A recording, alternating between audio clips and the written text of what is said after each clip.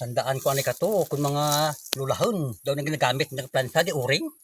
Gamitan ko man biya kung maka kuan man niya. Abo nami tagali. Oh. Wow, plak ta imaw. Oh. Nami tagali plansa ya. Nami tanim mo pagyan oh. Nami nga gayo. Nami tagali ya. Besa mitan ko sa kumbrep be. Bes kumbrep be plansa to be. Abo nami ito na oh. Oh. Gaplak di imaw. A few moments later.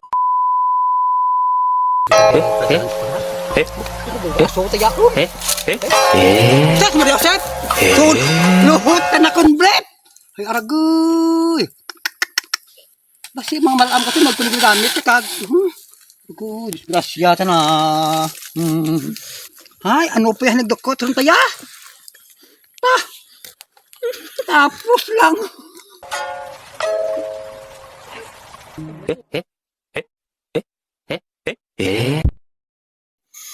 Warong pamatakot dip mo ya. Nagkain sa kalibutan.